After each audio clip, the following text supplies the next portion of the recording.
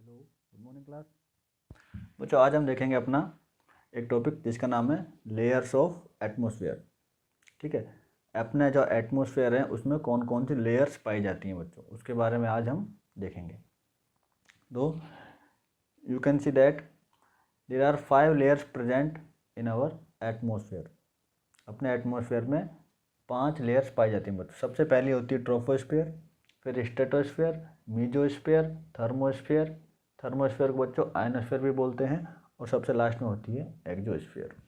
ठीक है, अपनी जो अर्थ सरफेस है बच्चों, अर्थ सरफेस से लेके 18 किलोमीटर तक की ऊंचाई पर मिलेगी ट्रोपोस्फेयर। हिंदी में बोलते हैं इसको क्षोभमंडल। 18 से 50 किलोमीटर पर मिलती है स्ट्रेटोस्फेयर। ठीक है, 50 से 80 किलोमीटर पर मिलेगी मीजोस्फेयर, और 80 से 640 किलोमीटर की हाइट तक मिलेगी थर्मोस्फेयर या आयनोस्फेयर, और उससे ऊपर above that 640 kilometre exosphere is present. Exosphere को बोलते हैं बहिर्मंडल। ठीक है बच्चों, ये है, ये लेयर्स तो आप सभी ने पढ़ी होंगी। हम देखते हैं इनकी कुछ कैरेक्टरिस्टिक्स, इनकी कुछ विशेषताएं। ठीक बच्चों, सबसे पहले देखते हैं ट्रोपोस्फेयर। ट्रोपोस्फेयर की क्या खास बात होती है बच्चों, इसमें हम 2 चीज़ देखेंगे। इसमें टेम्परेचर चेंज कैसे होता है और उसमें कौन कौन सी एक्टिविटी होती है। ठीक है, तो देखिए जो ट्रोपोस्फेयर होता है बच्चों, इसमें जब हम अपनी अर्थ सरफेस से लेके ऊंचाई की तरफ जाते हैं, मतलब ऊपर जाते हैं, 18 किलोमीटर तक जाते हैं, तो क्या होता है, टेम्परेचर में कमी आती है। ठीक है, टेम्परेचर कम होता जाता है जैसे जैसे हम अपनी अर्थ सरफेस से ऊपर की तरफ जाते हैं ट्रोपोस्फेयर में। तो यहाँ पर पहली चीज़ तो क्या हुई, ऊंचाई के साथ तापमान में कमी हुई। और ये जो टेम्परेचर में रिडक्शन है बच्चों, ये किस रेट से होता है, वो होता है 6 डिग्री सेल्सियस तापमान में कमी आती है पर किलोमीटर ऊंचाई के साथ। ठीक है, मतलब समझे बच्चों, मतलब अर्थ सरफेस से हम अगर 1 किलोमीटर ऊपर जाएंगे तो 6 डिग्री सेल्सियस तापमान कम हो जाएगा। इसको बोलते हैं बच्चों लैप्स रेट। तो ट्रोपोस्फेयर में बच्चों एक तो पाई जाती है लैप्स रेट, और ये कितनी होती है बच्चों, at the rate 6 degree Celsius पर किलोमीटर। ये पूछ लेते हैं आपसे कि लैप्स रेट कितनी होती है। ये होती है बच्चों 6 डिग्री सेल्सियस पर किलोमीटर।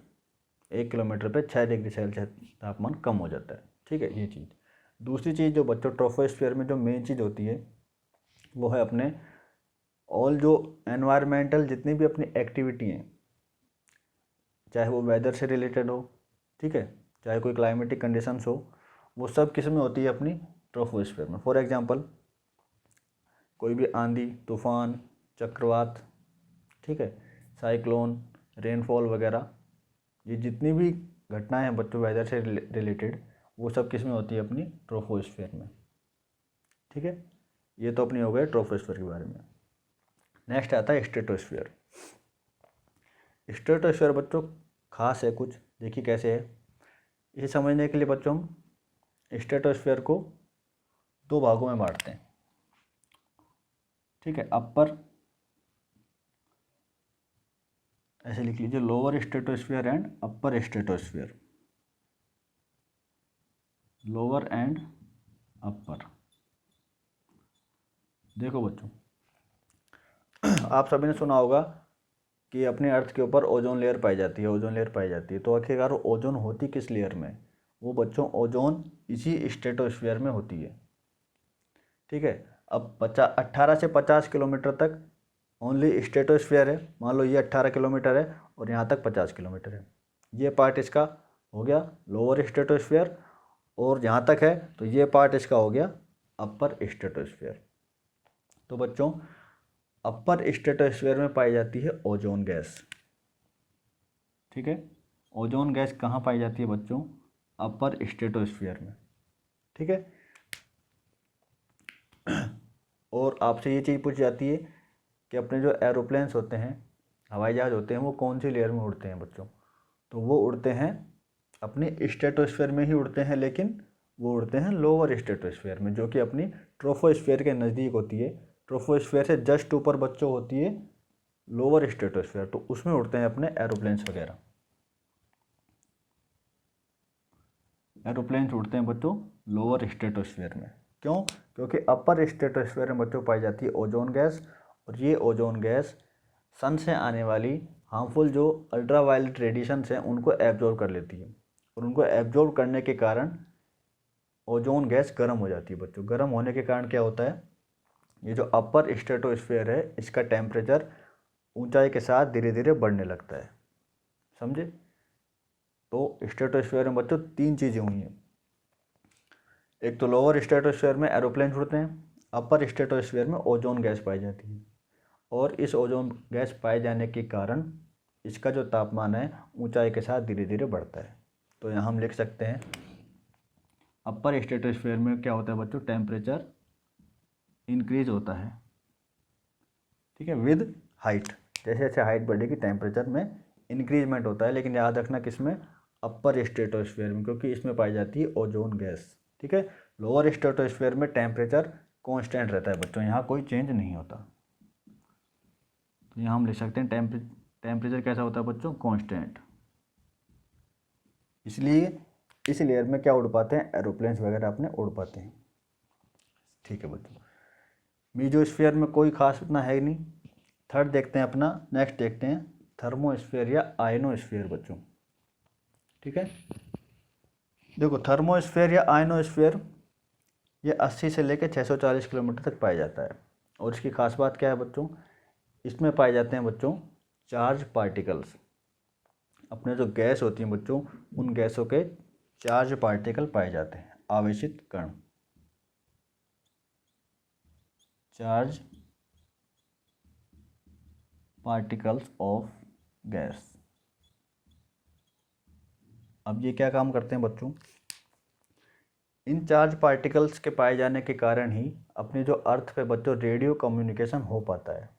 ठीक है, रेडियो कम्युनिकेशन कैसे हो पाता है, हम अर्थ से सिग्नल भेजते हैं, वहाँ पर वो सिग्नल मीजोस्फेयर में, थर्मोस्फेयर या आयनोस्फेयर में जाके इन चार्ज पार्टिकल से टकराते हैं और वापस अपनी अर्थ की तरफ आते हैं, जिससे क्या हो सकता है, अपने क्या होता है, रेडियो कम्युनिकेशन सक्सेसफुल हो पाता है। तो ये भी इसी खास बात है बच्चों, it is necessary for radio communication. तो अपनी अर्थ पर रेडियो कम्युनिकेशन होने के लिए बच्चों ये थर्मोस्फेयर का होना ज़रूरी है। ठीक है, ये हो गए इनके कुछ कैरेक्टरिस्टिक्स। किस किस के पढ़े हमने बच्चों, ट्रोपोस्फेयर के पढ़े। ट्रोपोस्फेयर में दो चीज़ मैंने आपको बताई, एक तो लैप्स रेट, ऊंचाई के साथ तापमान कम होता है, किस रेट से होता है, 4 डिग्री सेल्सियस पर किलोमीटर के हिसाब से कम होता है। उसके बाद हमने पढ़ा, इसके अलावा ट्रोपोस्फेयर हमने पढ़ा था जितनी भी एनवायरमेंटल एक्टिविटीज़ होती हैं, आंधी तूफान मौसम से संबंधित जितने भी परिवर्तन होते हैं वो सब ट्रोपोस्फेयर में होते हैं। उसके बाद पढ़ा स्ट्रेटोस्फेयर, दो पार्ट में बांटा हुआ है बच्चों इसको, लोअर और अपर। लोअर में एरोप्लेन उड़ते हैं, अपर में ओजोन गैस पाई जाती है जिसके कारण तापमान में वृद्धि होती है अपर स्ट्रेटोस्फेयर में। ठीक है, उसके बाद पढ़ा आयनोस्फेयर। आयनोस्फेयर में आयन्स पाए जाते हैं या charge particle of gas, gas के चार्ज पार्टिकल पाए जाते हैं जिससे कि अपनी अर्थ पर रेडियो कम्युनिकेशन हो पाता है, ये चीज़। अब देख लेते हैं टेम्परेचर की कुछ बात। बच्चों जो मीजोस्फेयर होता है, मीजोस्फेयर में टेम्परेचर कैसे चेंज होता है, ये 50 से 80 किलोमीटर तक है।